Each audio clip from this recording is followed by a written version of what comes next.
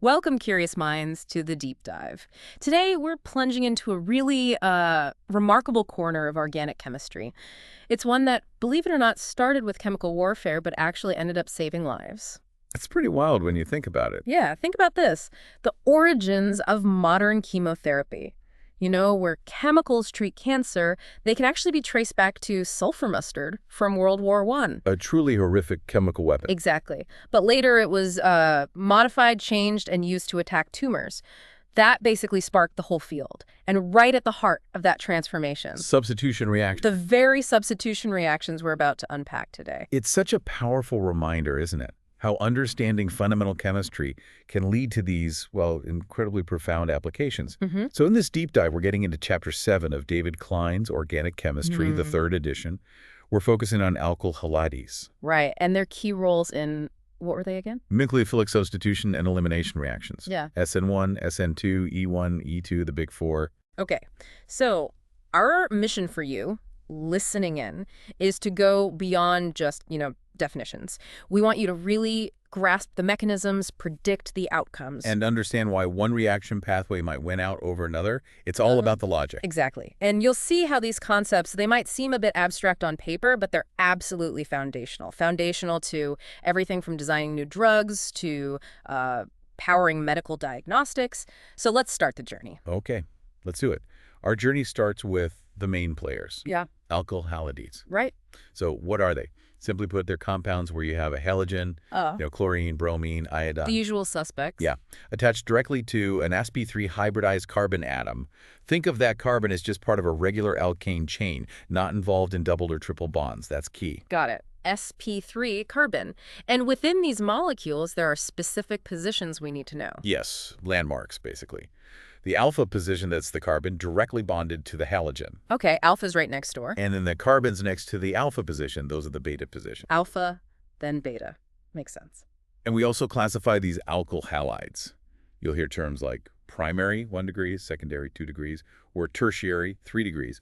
That just refers to how many other alkyl groups are attached to that alpha carbon. So primary has 1, secondary 2, tertiary 3 alkyl groups on the alpha carbon. Precisely.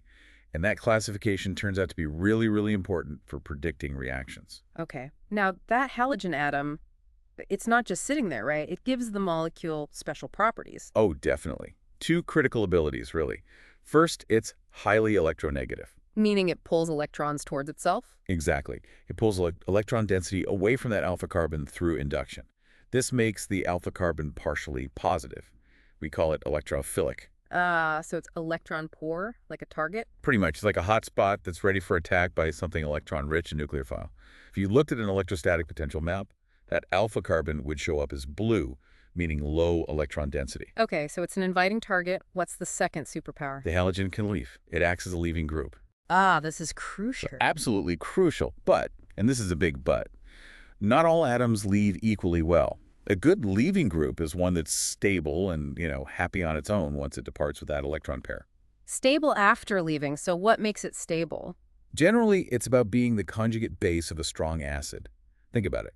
If the acid is strong, like HI or HBr or HCl, it means the conjugate base, I, Br, or Cl, is very weak and stable. So iodide, bromide, and chloride are excellent leaving groups.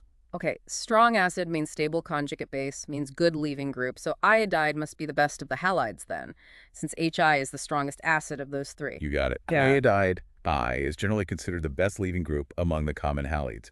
It's the weakest base, highly stabilized once it leaves. And the opposite, what's a bad leaving group? Well, fluoride F is a poor leaving group because HF is a weaker acid compared to the others. And hydroxide, HI, is a really poor leaving group because water is a very weak acid. This leaving group ability is fundamental. It dictates so much about the molecule's reactivity. It's amazing how one atom's properties ripple through like that. Now, you mentioned organohalides. A lot of people hear that and immediately think, man-made poisons. That's a common perception, yeah. Yeah.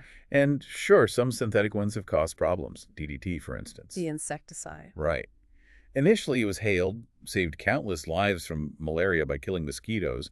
But then we discovered its environmental persistence, how it builds up. And it got banned. Exactly. And PCBs, Polychlorinated biphenyls used as coolants and flame retardants, similar story.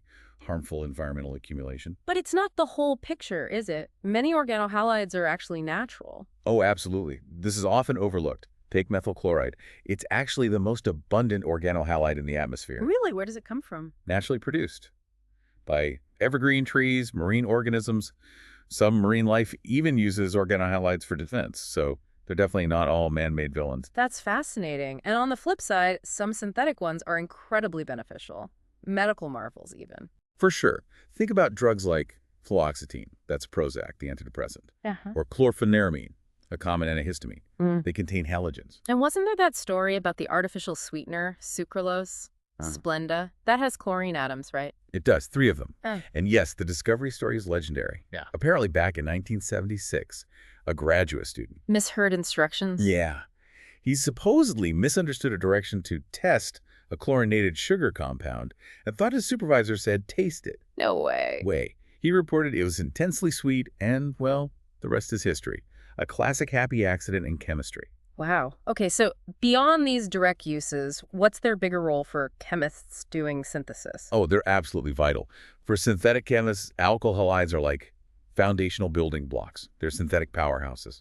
Meaning you use them to make other things. Exactly. They're starting materials to build an enormous range of other functional groups and molecules. Alcohols, ethers, nitriles. Even the alkanes we'll talk about soon via elimination. They're just core tools in the synthetic toolbox. Okay, great foundation. Let's dive into the first big reaction type then. SN2 reactions. All right, SN2. The S is for substitution, N for nucleophilic.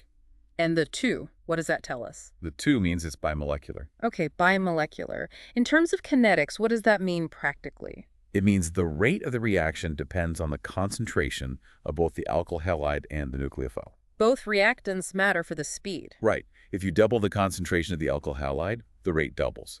If you double the nucleophile concentration, the rate doubles too.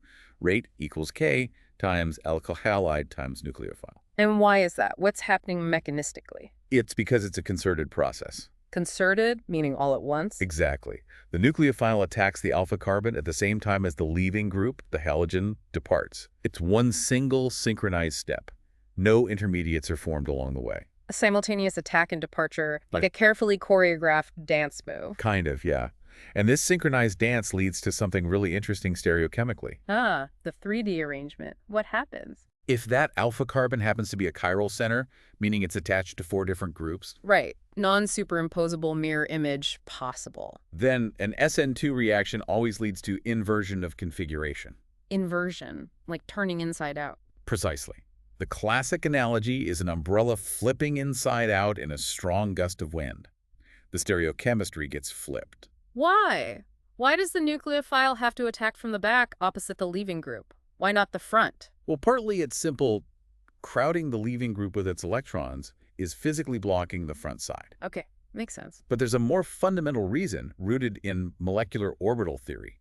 For the nucleophile's electrons, its highest occupied molecular orbital, or HOMO, to effectively form a new bond, they need to overlap with the empty antibonding orbital, the lowest unoccupied molecular orbital, or LUMO, associated with the carbon-leaving group bond. Okay, orbital overlap. Right. And that LMO has a large lobe pointing away from the leaving group on the backside. So backside attack gives the best possible overlap for bond formation and avoids interacting with a node in the orbital on the front side. So it's the optimal electronic pathway. Got it. Now, does crowding around that alpha carbon affect how easily this backside attack can happen? Oh, absolutely. Hugely. The rate of an SN2 reaction is extremely sensitive to steric hindrance. Steric hindrance, so just molecular crowding, basically. Yeah, how bulky the groups are around the reaction center. The more alkyl groups you pile onto that alpha carbon, the harder it is for the nucleophile to get in for that backside attack, and the slower the reaction becomes. So there's a clear trend. Definitely. Methyl halides with just hydrogens are the fastest. Then primary alkyl halides, then secondary, and tertiary alkyl halides with 3 alkyl groups on the alpha carbon. They're basically unreactive towards SN2. Too crowded. The door is blocked. Pretty much. The nucleophile just can't force its way through that bulky environment to attack the alpha carbon. Does crowding further away matter? Like on the beta carbon? Yes, it can. Even bulky groups on the beta carbon can significantly slow down an SN2 reaction. There's a classic example. Neopentyl bromide. Neopentyl bromide, what's special about it? Well, technically, the alpha carbon is primary. It's only attached to one other carbon. So you might think it should be okay for SN2. But that adjacent carbon, the beta carbon, has three bulky metal groups attached to it. This creates a huge amount of steric hindrance near the reaction site. Even though it's not directly on the alpha carbon, it makes the transition state very crowded and high in energy. So neopentyl bromide is really slow in SN2, even though it's primary. Extremely slow, often considered unreactive for practical purposes via SN2. It's a great example showing that you can't just blindly memorize primary does SN2. You have to actually look at the molecule and think about the concept of steric hindrance. Understand the principle, not just the rule. Okay. So that's the substrate.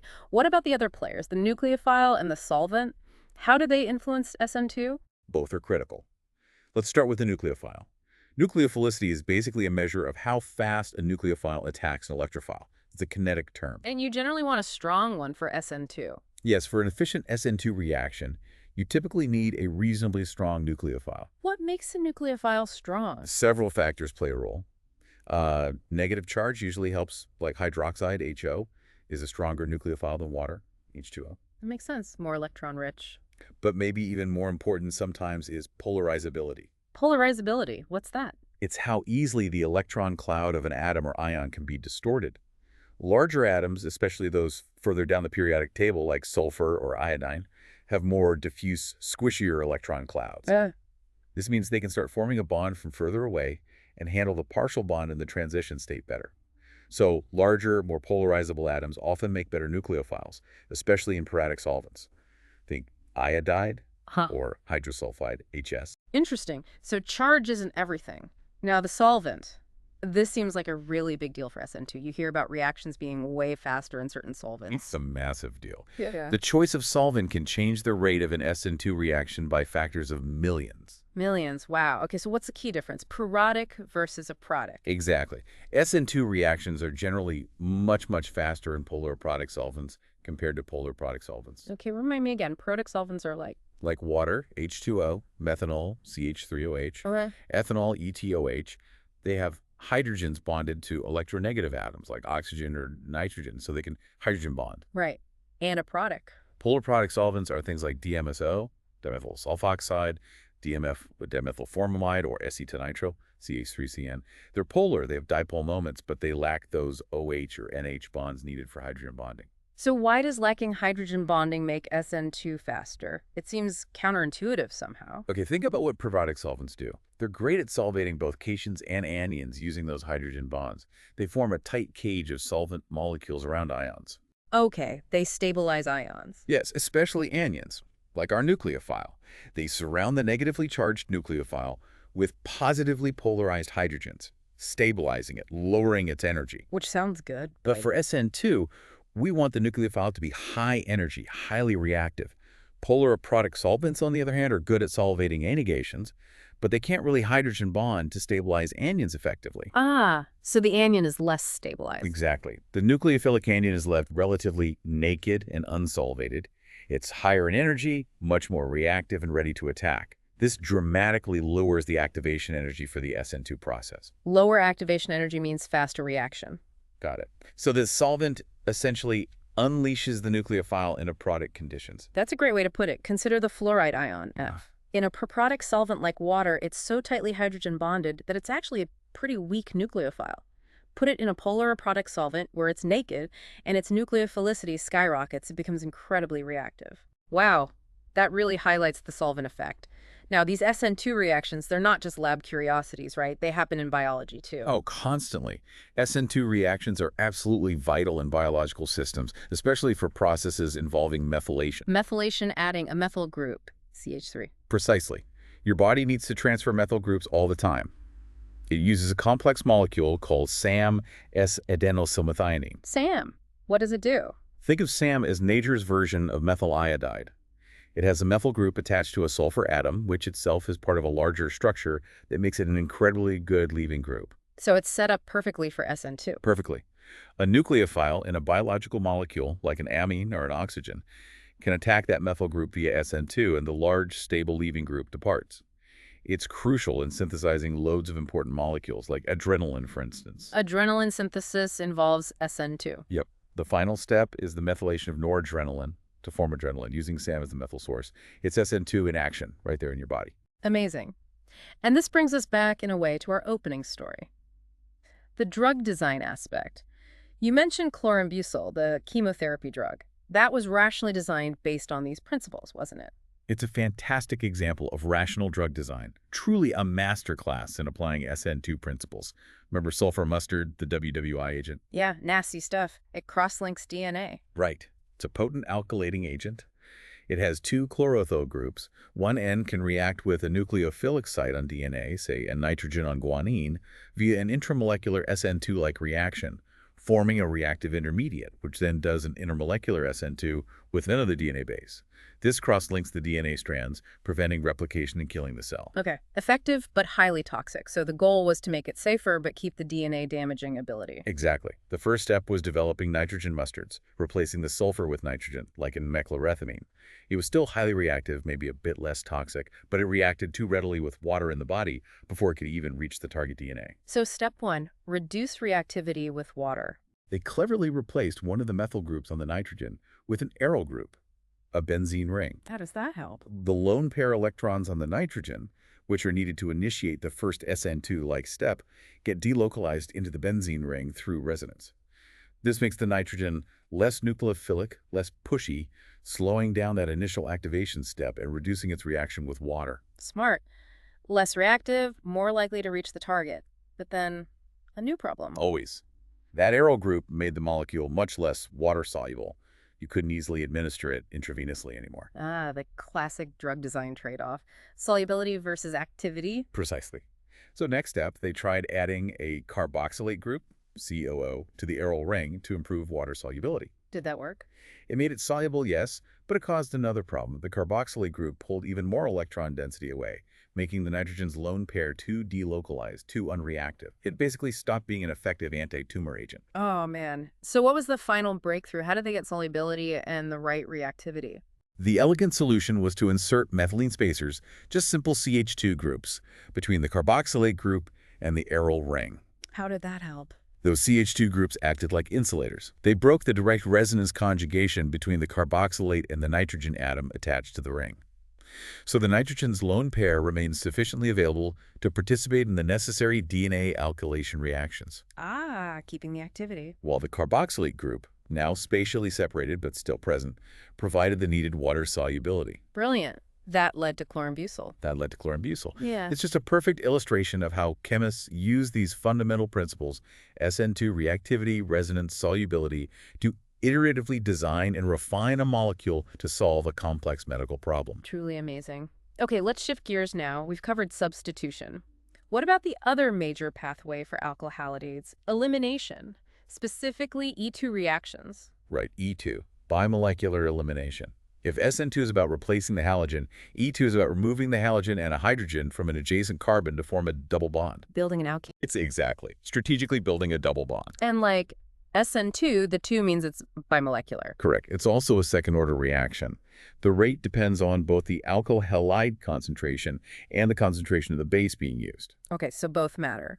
And mechanistically, is it also concerted like SN2? Yes, E2 is also a concerted process. It's often called a beta elimination, or more specifically, dehydrohalogenation. Dehydrohalogenation, removing H and X. Right. In one simultaneous step, a base plucks off a proton, H+, from the beta carbon. The electrons from that CH bond swing down to form a pi bond between the alpha and beta carbons, and the leaving group, the halogen X, departs from the alpha carbon. All happens at once. Base takes proton, electrons form double bond, leaving group leaves, synchronized again. Yep, one smooth transition state. Now here's something I found interesting. Tertiary alkyl halides, the ones that were dead ends for SN2 because they were too crowded, Yep. they undergo E2 reactions rapidly. Why the big difference? Ah, that's a key distinction. It comes down to what is being attacked. In SN2, the nucleophile has to attack the crowded alpha carbon. Right, the one with the halogen. But in E2, the base attacks a proton on the beta carbon. Those beta protons are usually much more exposed, sticking out on the periphery of the molecule, even if the alpha carbon itself is buried under bulky groups. So the base can reach the beta proton easily, even on a tertiary substrate. Much more easily. Steric hindrance at the alpha carbon doesn't really prevent a base from grabbing a beta proton. So tertiary substrates, which are terrible for SN2, are actually often the best for E2. Fascinating contrast. Okay, so we're forming alkenes. How do we think about their stability? Are some alkenes better than others? Generally, yes. There are a couple of rules of thumb. First, trans alkenes are usually more stable than their cis isomers. Why is that? Less steric strain.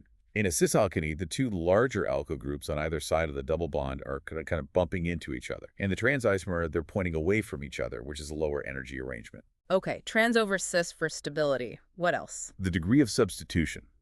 The more alkyl groups attach directly to the carbons of the double bond, the more stable the alkene generally is. So tetrasubstituted is better than trisubstituted, which is better than disubstituted, and so on. Exactly. This is due to an electronic effect called hyperconjugation.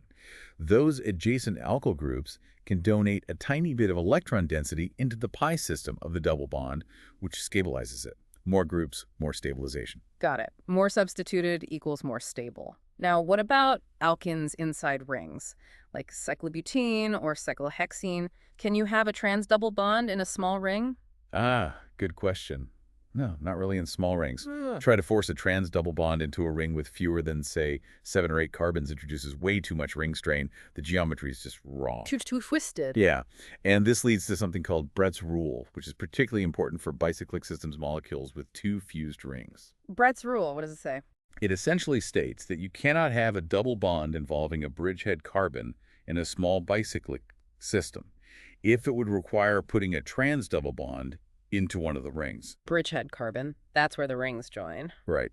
Placing a double bond there often forces the geometry to be like a trans double bond within one of the small rings, which is incredibly unstable because the orbitals needed to form the pi bond just can't overlap properly.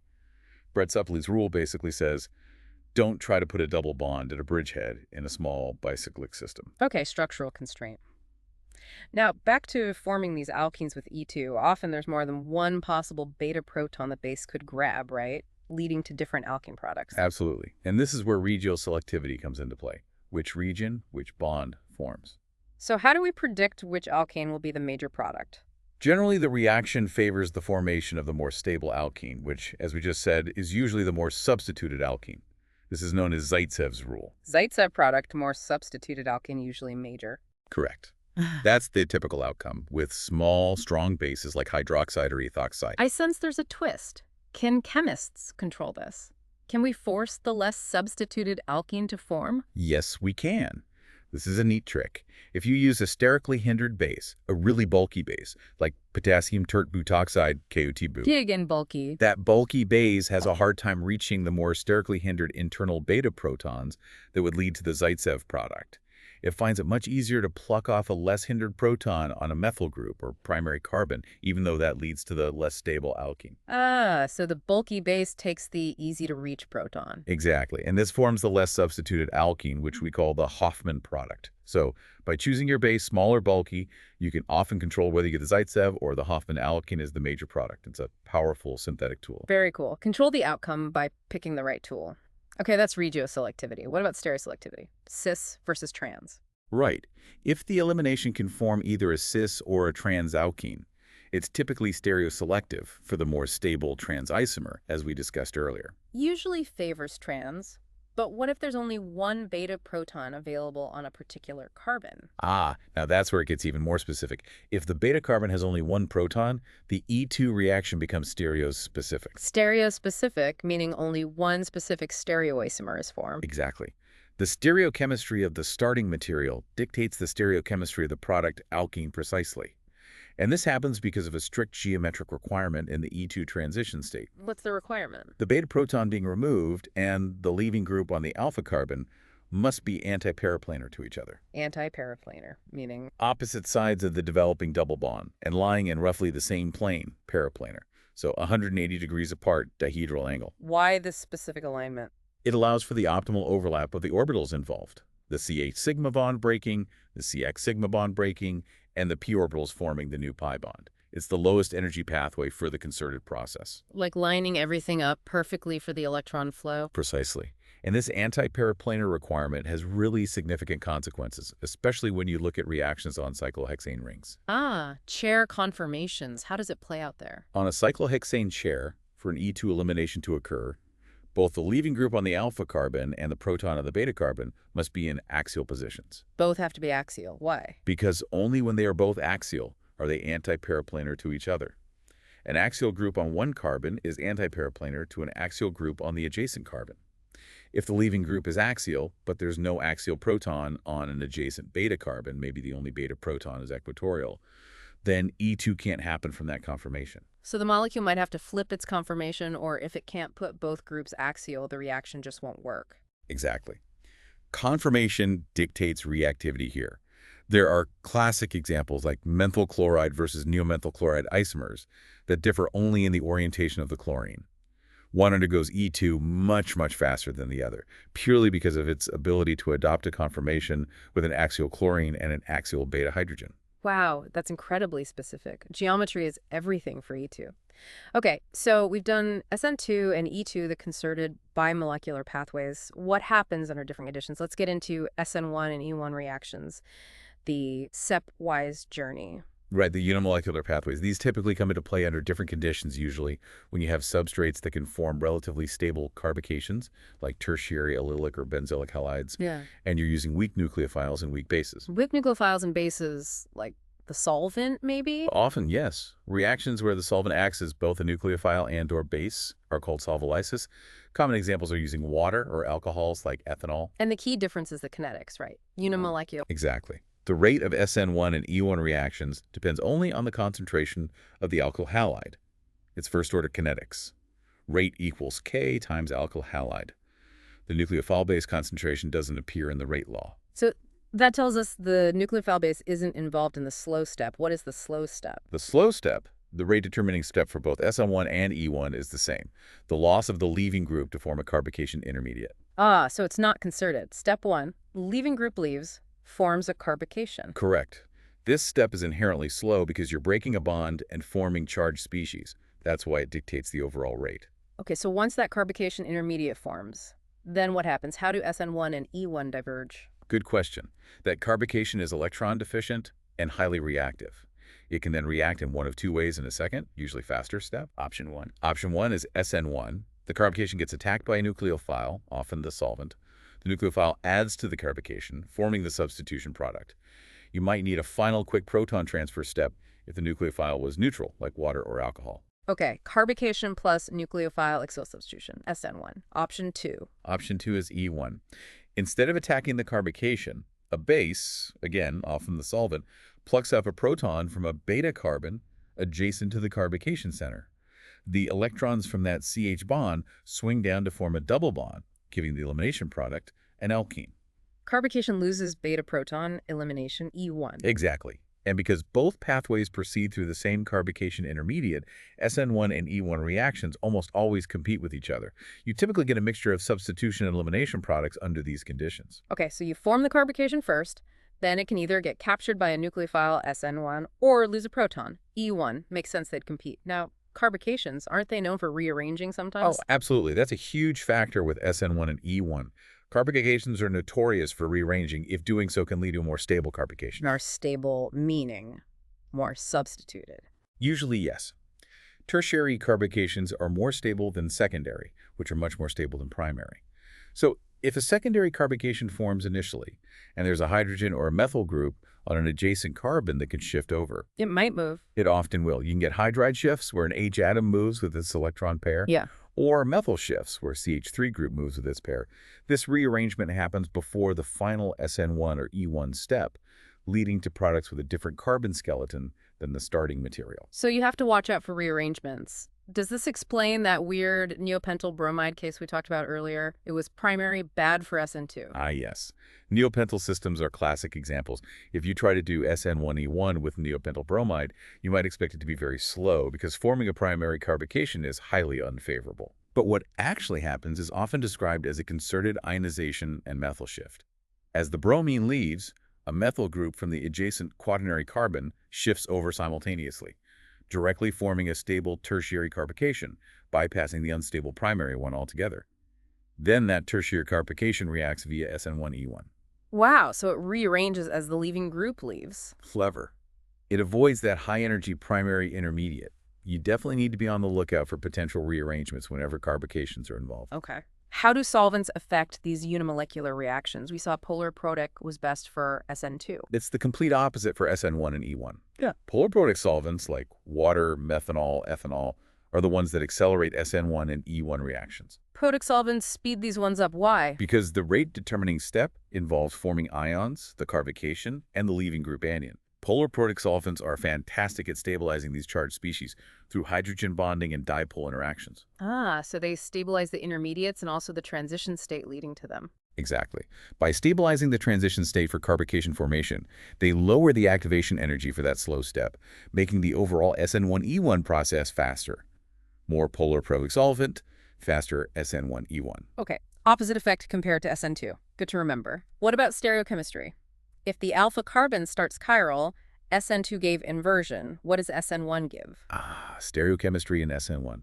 Since the reaction goes through a planar carbocation intermediate. Planar, sp2 hybridized, flat. Right. That flat carbocation can be attacked by the nucleophile from either face from the top or the bottom with roughly equal probability. Attack from either side, so you'd get both retention and inversion. Exactly. SN1 reactions typically lead to racemization, meaning you get an approximately 50.50 city mixture of the two enantiomers, retention and inversion products. The product is optically inactive. So loss of stereochemical information? Mostly. Mostly. Sometimes you observe slightly more inversion than retention, maybe like 60.40 inversion.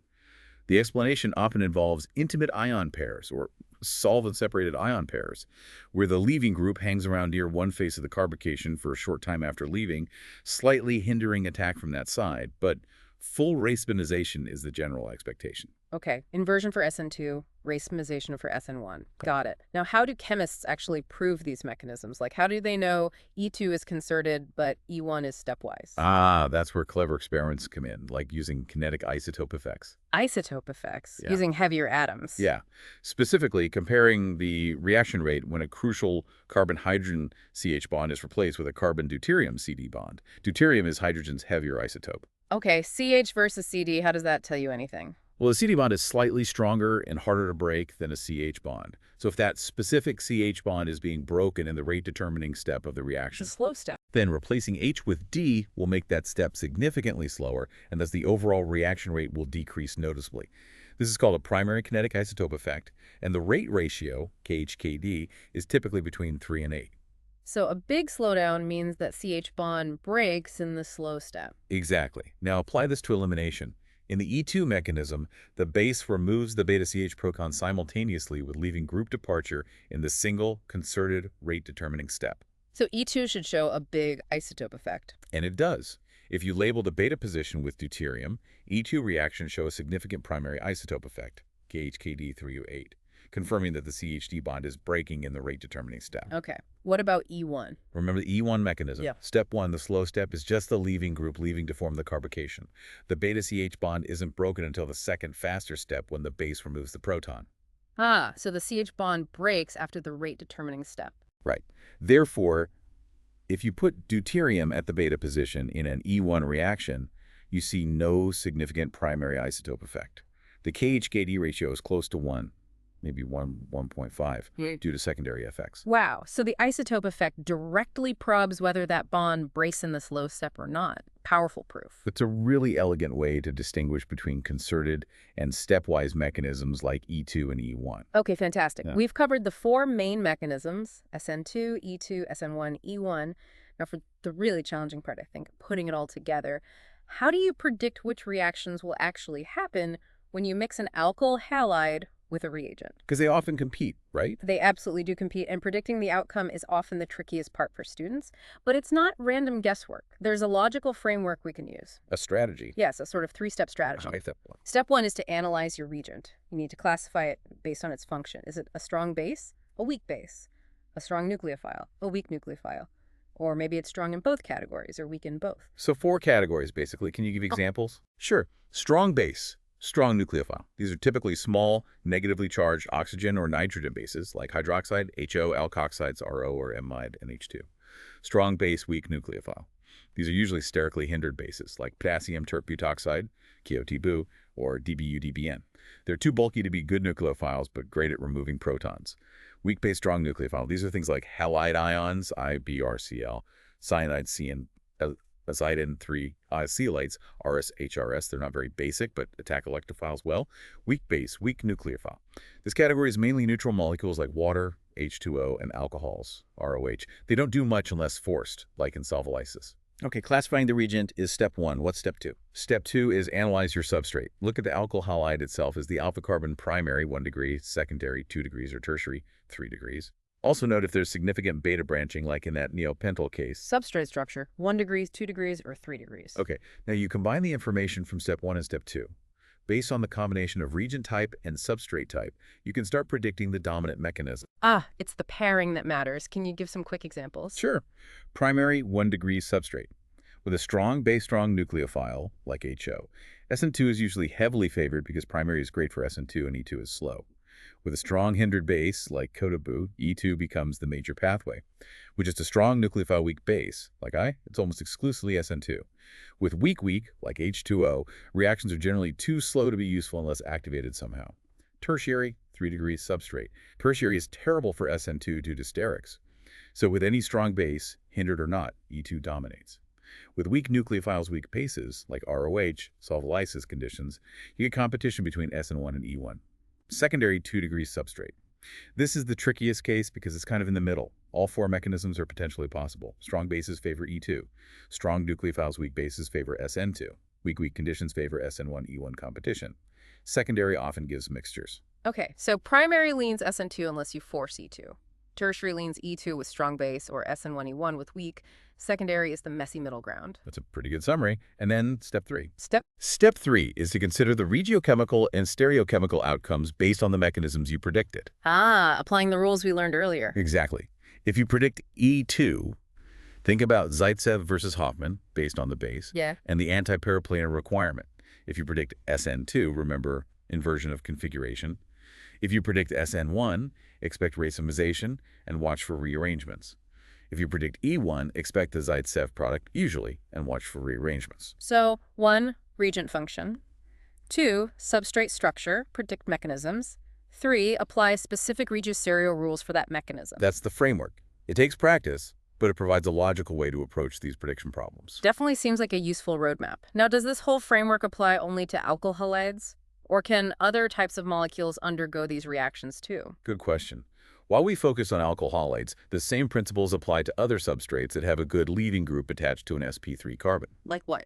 A very common class are alkyl sulfonates. These have groups like tosylate OTs, mesylate OMs, or triflate OTF attached. Sulfonate ions. Are they good leaving groups? Excellent leaving groups. Sulfonate anions are the conjugate bases of very strong sulfonic acids, so they're highly stable. In fact, triflate, CF3SO3, is one of the best leaving groups known, even better than iodide. So alkyl tosylates or triflates reacts pretty much just like alkyl halides in SN1, SN2, E1, E2. Pretty much identically. You analyze the substrate, 1 degree, 2 degrees, 3 degrees, and the reagent, just like you would for an alkyl halide. One neat thing is that sulfonates are often made from alcohols, and the reaction to make the sulfonate happens with retention of configuration at the alcohol carbon. Then, when the sulfonate reacts via SN2, you get inversion, leading to an overall net inversion from the starting alcohol. Interesting. What about alcohols themselves? Can they react directly? We said OH is a bad leaving group. You're right, OH is a terrible leaving group. You can't just react an alcohol directly with, say, NABR and expect an SN2 reaction. It won't work. So how do you get alcohols to undergo substitution or elimination? You have to activate the OH group first, turn it into a good leaving group. Yeah. One common way is to use strong acid. Like HBr or concentrated sulfuric acid. Exactly. Under strongly acidic conditions, the acid protonates the oxygen of the OH group. Forming ROH2 plus ale. Right. And now the leaving group isn't hydroxide, HO. It's neutral water, H2O, which is a good leaving group. Protonation makes it leave as water. Clever. So once you've protonated the alcohol, it can undergo substitution, SN1 or SN2, depending on the alcohol structure and conditions, for example, with HBr giving RBr, or elimination, E1 or E2 for dehydration with concentrated H2SO4 to give an alkene. But there's a catch, right? You mentioned strong acid. Yes, the crucial caveat is that these reactions happen under strongly acidic conditions. This means you cannot use reagents that are strong bases, like HO or RO, because they would just be neutralized by the acid immediately. The conditions are incompatible.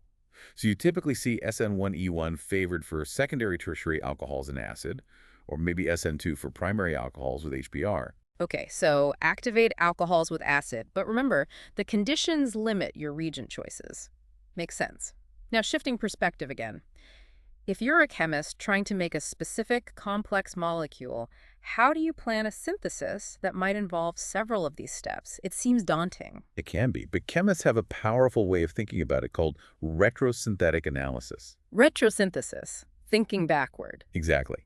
Instead of starting with simple materials and figuring out how to build forward, you start with your final target molecule, the complex thing you want to make. Okay, start at the finish line. Then what? You look at the target molecule and identify a bond that you could imagine forming using a known reliable reaction. This conceptual bond breaking in the reverse direction is called a disconnection. Disconnection, like undoing a reaction step. Sort of. You identify a key bond, say an ether linkage to COC. You think, okay, I know I can form ethers using an SN2 reaction between an alkoxide and an alkyl halide. So you conceptually disconnect that CO bond. And that tells you what the precursor molecules might look like. Precisely. The disconnection suggests the structures of the simpler molecules, the alkoxide and the alkyl halide in this case, that could react to form that part of your target. There's even a special arrow, usually a double-lined arrow, used to signify a retrosynthetic step. So you work backward, step by step, disconnecting bonds corresponding to known reactions until you get back to simple, readily available starting materials. That's the essence of it. It provides a logical plan, a roadmap, for how to approach the actual forward synthesis in the lab. It's a really powerful problem-solving strategy in organic synthesis. Thinking backward to plan forward. Very cool. Okay, to wrap things up, let's bring it full circle with one more real-world application. You mentioned medical diagnostics earlier. Is there a connection there, too? Oh, huge one. Let's talk about FDG and PT scans. PET scans, positron emission tomography, used for cancer detection, brain imaging. Exactly.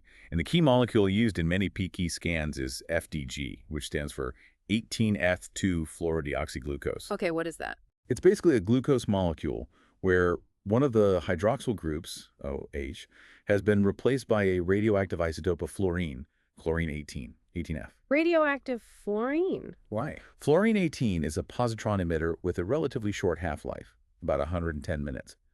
When FDG is injected into a patient, it gets taken up by cells just like regular glucose. Because it looks like glucose. Pretty much. Yep. But cells that are highly metabolically active, like rapidly growing cancer cells or active regions of the brain or the heart muscle, take up much more glucose and thus much more FDG. So it accumulates in those active areas. Right. And because the 18F is radioactive, it decays by emitting positrons. Those positrons quickly collide with electrons in the surrounding tissue, annihilating each other and producing pairs of gamma rays that travel in opposite directions. And the PET scanner detects those gamma rays. Exactly. By detecting these pairs of gamma rays, the scanner can pinpoint where the FDG has accumulated in the body, creating a 3D map of metabolic activity. It allows doctors to see tumors or assess brain function or check heart viability. Incredible technology. What's the organic chemistry link? How is FDG actually made? The synthesis of FDG relies directly on the reactions we've been talking about. The crucial step is introducing that fluorine-18 atom. This is done via an SN2 reaction. SN2, seriously. Absolutely.